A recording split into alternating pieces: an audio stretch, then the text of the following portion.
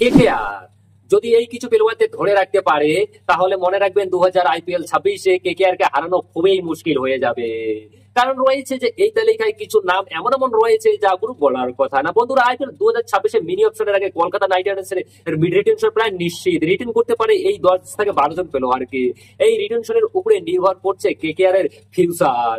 তো চলো শুরু করা যাক। কারণ এই খেলোয়াড়রা শুধু দলের বাজেট বাঁচাবে না, পরের মৌসুমে মাঠ জিততে কিন্তু খুবই সাহায্য করতে পারে এই খেলোয়াড়রা। চলুন সেই এই 12 জন প্লেয়ারের নামগুলো দেখি নেই বা কেকেআর রিটেন করতে পারে তাদেরকে। তার আগে ভাই কলকাতা নাইট রাইডার্সের ফ্যান হলে ভিডিওতে লাইক করে চ্যানেলটাকে সাবস্ক্রাইব করে দাও। তো চলো শুরু করা যাক। তো বন্ধুরা, প্রথম যে প্লেয়ারের কথা আমি বলবো সেটা হচ্ছে অঙ্কুরিশ রঘুবংশী। সেটা হচ্ছে কেকেআর এর ভবিষ্যতে স্টার কম দামে একজন ভালো মানের খেলোয়াড়।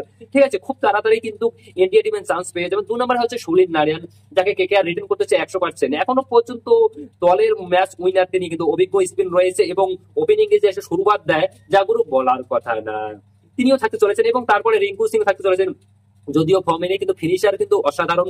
তারপরে আছে বরুণ চক্রবর্তী স্পিনের মাস্টার এবং ভাই এত সুন্দর বোলিং, যার মিষ্টি স্পিনের বোলারদেরকে মাথা ঘুরিয়ে দেয়। তারপরে হচ্ছে হর্ষিত রানা, তারপরে আন্দ্রে রাসেল, আজিঙ্কা রাহানেকে কিন্তু কেকেআর ধরে রাখবে। তার কারণ ক্যাপ্টেন হয়তো অন্য কেউ করতে পারে কিন্তু আজিঙ্কা রাহানে কিন্তু ছাড়বে না। তার কারণ আজিঙ্কা রাহানে যে পারফরমেন্সটা দিয়েছে তা বলার কথা না, কিন্তু আজিঙ্কা রাহানে দলে থাকতে চলেছে এটা কনফার্ম। তারপরে হচ্ছে উমরান মল্লিককে কিন্তু কেকেআর রেখে দেবে। তার কারণ হচ্ছে উমরান মল্লিক যা এত সুন্দর যা বলার কথা না। তার কারণ সবার শেষে মনীষ পান্ডেকে কিন্তু কেকেআর রাখতে পারে, রমনদীপ সিংকেও রাখতে পারে, অনুকূল রায়কেও রাখতে পারে।